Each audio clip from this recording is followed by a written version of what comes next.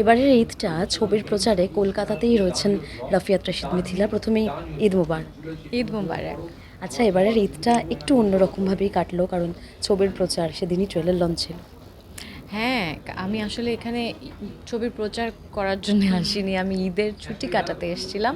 কিন্তু যখনই পরিচালক, প্রযোজক জানতে পারলেন যে আমি এই ঈদের ছুটিটায় থাকবো এখানে, তখন সেই শিডিউলটা ওরকমভাবেই হয়েছে। আমার ধারণা কারো মাথায় ছিল না যে সেই দিন ঈদের দিন। তো হ্যাঁ, ট্রেলার লঞ্চটা সামহাউ ওভাবে পড়ে গিয়েছে। এবার জানি যে এই ছবিতে কেন রাজি হওয়া, কারণ অভিনয় করাটা তো মানে কলকাতায় আসার প্রথম 1 বছর তো আপনি সেভাবে কাজ করেনি, খুব যদি ভুল না হয়। তারপর খুব বেছে বেছে কাজ, খুব অল্প কাজ। এই ছবিতে কেন হ্যাঁ করা? এই ছবিতে হ্যাঁ করার কারণ হচ্ছে যে যখন আমি গল্পটা শুনি এবং মানে এই চরিত্রটি শুনলাম, চরিত্রটি শুনে আমার মনে হয়েছে যে এই চরিত্রে নতুন কিছু দেয়ার আছে আমার। আর এইভাবে আমাকে দেখেনি, মানে আমাকে কলকাতায় এই পর্যন্ত মায়া, ও অভাগী, এবং এটা তৃতীয় ছবি রিলিজ হতে যাচ্ছে। তো মায়া এবং ও অভাগীতে লোকে আমাকে যেরকমভাবে দেখেছে এই চরিত্রে দেখবে না সেই রকম। তো আমি একটু নতুন করে নিজেকে এক্সপ্লোর করা বা দর্শক যেন নতুন কিছু দেখতে পায় সেই রকমটা মাথায় রেখে চরিত্র নির্বাচন করি। নগদের কাছে সব গ্রাহকই প্রিয়, তাই তো সারা দেশে ক্যাশ আউট চার্জ সবচেয়ে কম। হ্যাঁ, এটা তো আমি আগেও শুনেছিলাম আপনার সঙ্গে যখন কথা হয়েছিল, যে বরাবরই অন্য ধারার চরিত্র করতে ভালোবাসেন, এই এক্সপ্লোর করতে ভালোবাসেন। তো সেক্ষেত্রে দুলাল দা একজন স্পোর্টস জার্নালিস্ট আমাদের কলকাতার। কোন দুলালদার কোন মানে বিষয়টা আপনাকে মানে ক্লিক করেছিল এই ছবিতে রাজি হওয়ার জন্য, মানে চরিত্র থেকে যদি বা একটু বেরিয়ে? আমি যে কোনো ছবিতে রাজি হওয়ার জন্য আমার চরিত্রটাই সবচেয়ে বেশি ইম্পর্ট্যান্ট, এবং গল্পের জোর আছে কিনা সেটা সবচেয়ে বেশি ইম্পর্ট্যান্ট। আমি কখনোই দেখি না যে পরিচালকের প্রথম ছবি না তৃতীয় ছবি পরিচালক কি ক্রীড়া সাংবাদিক নাকি শেফ, সেটা আমার দেখার বিষয় না। এবং সবসময় কি গল্প নিয়ে বড্ড সিলেক্টিভ আপনি? আমি সিলেক্টিভ, হ্যাঁ, মানে সিলেক্টিভ হওয়ার লাক্সারিটা আমার আছে, কারণ আমি তো খুব কম কাজ করি, এটা আমার মেইন প্রফেশন না। তো হ্যাঁ, সেই কারণে একটু তো সিলেক্টিভ। আচ্ছা, এই সিলেকশনের ক্ষেত্রে পরিচালকদের তালিকা আছে কোনো, যে এদের সঙ্গে কাজ করার খুব ইচ্ছে? ওই যে আমি বললাম যে আমি এইরকম ভেবে কাজ করি না যে পরিচালক, এই পরিচালকের সাথে কাজ করব, ওই পরিচালক, ওরকম ভেবে কি হয় কি না জানিও না আমি, কারণ পরিচালকরাই তো ডিসাইড করে যে, মানে আমি এই পর্যন্ত যতগুলো কাজ করেছি বা কাজের অফার পেয়েছি, পরিচালকরা আমাকে কাজের অফারটা দিয়েছেন, কাজটা আমার কাছে আসতে হয়েছে। কারণ আমার পক্ষে, যেহেতু আমি আবারও বলছি যে এটা আমার ফুল টাইম প্রফেশন না, আমি এই নেটওয়ার্কের মধ্যেই থাকি না, আমি এই নেটওয়ার্কের বাইরে থাকি। তো আমার পক্ষে গিয়ে কোনো পরিচালকের সাথে আমার দেখা সাক্ষাৎ হয় না, বা দেখা হলেও খুব একটা হালকা পার্টিতে দেখা হয়, যেটা আমি কোনোদিনও পছন্দই করি না, লোককে গিয়ে বলা যে প্লিজ আমাকে কাজে নাও না, কাজ দাও। তো আর হ্যাঁ, এটা কারণ যে এটা আমার প্রায়োরিটিও না, সেই কারণে যাদের এটা ফুল টাইম প্রফেশন অবশ্যই তারা বলতেই পারেন, কিন্তু এটা আমি বলার প্রয়োজনটা বোধ করি না। তো সেই কারণে ওই যে পরিচালকের লিস্ট নেই আমার কাছে কোনো। নগদের কাছে সব গ্রাহকই প্রিয়, তাই তো সারা দেশে ক্যাশ আউট চার্জ সবচেয়ে কম। আচ্ছা, এবার আসি আমি, খুব যদি ভুল না হয় এই চরিত্রটা নার্সের চরিত্র একটা, না? এবং অনেকগুলো বোধহয় লেয়ার থাকবে এই চরিত্র, মানে শুধু একজনের নার্স হয়ে যে আসা পর্দায় তা না। হ্যাঁ, এইবার আরও বেশি কিছু বলতে পারছি না, কারণ হ্যাঁ, কারণ এটা একটা থ্রিলার গল্প, আমি অতটা আমার চরিত্র নিয়ে বলতেই পারবো না। তবে হ্যাঁ, এই গল্পের অনেক বাঁক আছে, অনেক প্যাচ আছে, অনেক কিছু আছে, আস্তে আস্তে আনফোল্ড হলে লোকে বুঝতে পারবে যে কী চরিত্র। এবং জিতু কমলের সঙ্গে কাজ করা নিয়ে যদি জানতে চাই? জিতুর সাথে আমার অনেক বেশি সিনস আমাদের ছিল না, কিন্তু যখনই করেছি কাজ, তখন জিতু, শিলাদা আর সায়ন, এরা তিনজন সবসময় একসাথে ছিল। তো যার কারণে এরা তিনজনের, দে আর ভেরি উইটি, সারাটাক্ষণ দে ওয়ার জোকিং অ্যারাউন্ড। তো যার কারণে খুব ভীষণ হাহা হিহি করেছি, আমরা হাসাহাসি করেছি, খুব আনন্দ করেছি। হ্যাঁ। আচ্ছা, যদি এবার জানি যে এটা যেহেতু কলকাতায় ছিলেন, কিভাবে কাটালেন মানে ট্রেলার লঞ্চের পরে?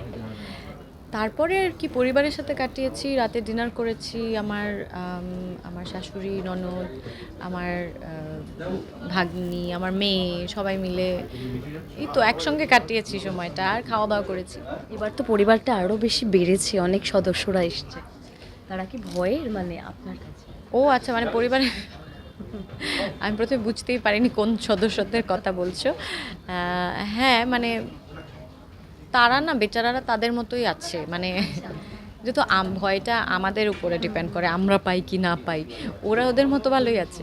না মানে সৃজিত দাকে যখনই মাঝে মধ্যে ছবি দেখি সোশ্যাল মিডিয়ায় পোস্ট করেন যে ইনি আমার বড় কন্যা, ইনি আমার ছোট কন্যা, মানে এরকম কখনো তাদেরকে ধরা হয়েছে কি? না, সেই অভিজ্ঞতা এখন পর্যন্ত হয়নি। আম, এক একটা মানুষের শখ এক এক রকম থাকে, এক একটা মানুষের ভালোবাসা ভয় ভীতি এক এক রকম থাকে।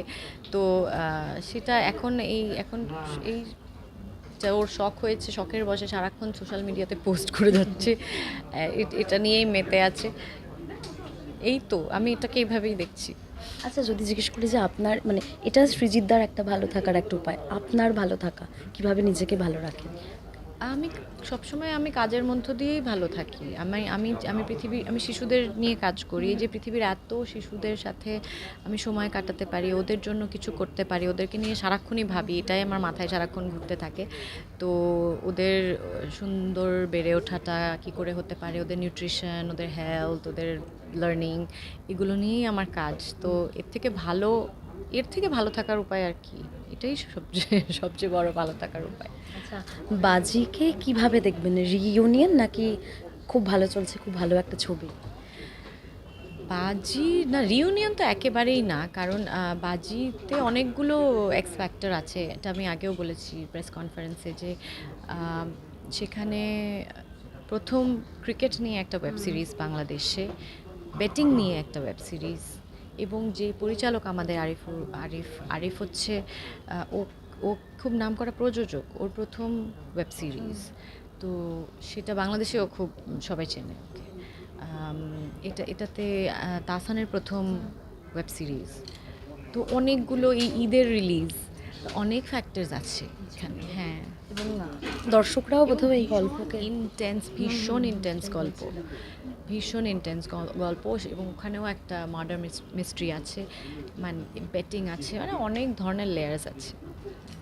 একটা প্রশ্ন করি, কো প্যারেন্টিং করার সুবাদে যেহেতু তাহসান ভাইয়ের সঙ্গে আপনাকে নিয়মিত কথা বা যোগাযোগ রাখতে হয়, হ্যাঁ, তো সেক্ষেত্রে আপনার কিছু অনুগামীরা বা ওনার কিছু অনুগামীরা বলছেন এই ছবিকে আমরা রিইউনিয়ন হিসেবে দেখছি। আচ্ছা, ওনারা হয়তো দেখছেন, আসলে বাইরে থেকে তো অনেক কিছুই দেখে অনেক অনেক রকম মনে হয়, ভেতরটা তো কেউ জানে না। তো সেই জন্য হ্যাঁ ঠিক আছে, যদি দর্শকের কাছে রিউনিয়ন হয়ে থাকে হোক। আচ্ছা ঈদে তো অনেকগুলো ছবি রিলিজ করলো, বাংলাদেশে কোনো ছবি দেখা হয়েছে? না, আমি তো এখানেই ছিলাম, কি করে দেখা হবে? তাহলে গিয়ে দেখা হবে নিশ্চয়ই। আশা করছি। হ্যাঁ, কলকাতায় কোন ছবি দেখলেন? এখনো দেখিনি কোনো ছবি। আসার যেদিন ল্যান্ড করেছি পরের দিন থেকেই এই চলছে। দর্শকদের কি বলবেন, কারণ তারা মুখিয়ে আছে এবং নিশ্চয়ই আপনার কাছে অনুরোধ এসছে যে সেখানে যদি এই ছবিটা কোনোভাবে দেখানোর ব্যবস্থা আপনি করে দেন বা আপনি যদি নির্মাতা সংস্থার সাথে কথা বলেন। হ্যাঁ, না সত্যি কথা, যে আমার এখানে যে ছবিগুলো রিলিজ হয় সেগুলো বাংলাদেশের দর্শক দেখতে চায়। এটা কোনোভাবে যদি দেখানো যেত বা ওখানে রিলিজ করা যেত বা কোনো প্ল্যাটফর্মের মাধ্যমে দেখানো যেত, সেটাতে আমার থেকে বেশি খুশি আর কেউ হতো না। তবে দেখা যাক সামনে কি হয়, কিন্তু আপাতত এই পশ্চিমবঙ্গের দর্শকদের বলবো, আপনারা সবাই হলে গিয়ে 5ই জুলাই আমাদের অরণ্যর প্রাচীন প্রবাদ রিলিজ হচ্ছে, ছবিটি দেখুন, জানান আপনাদের কেমন লাগলো, এবং সেটাই হবে আমাদের কাজের অনুপ্রেরণা। আচ্ছা শেষ করে এই প্রশ্নটা জেনে যে এবারে ঈদি দেওয়া হলো না পাওয়া হলো, যদিও এই ঈদে ঈদি অতটা বোধহয় ম্যাটার করে না। আমার এই বয়সে আমি ঈদি দেই, মানে আচ্ছা, এখন আর পাওয়া হয়। হ্যাঁ, ঈদি পাওয়াটা শুধু ছোটদের জন্য ঠিক আছে, কিন্তু আয়রার বিশাল লস, কারণ এখানে তো আর এই ঈদি প্রথা চালু নেই, বাংলাদেশে আছে। তো এবার ও একটু ওর ঈদি হলো না, সেই জন্য একটু মানে একটু দুঃখে ছিল, কিন্তু এখানে এসে এখন এতই কাজিনের সাথে ঘুরে বেড়াচ্ছে, এগুলো ভুলে গেছে।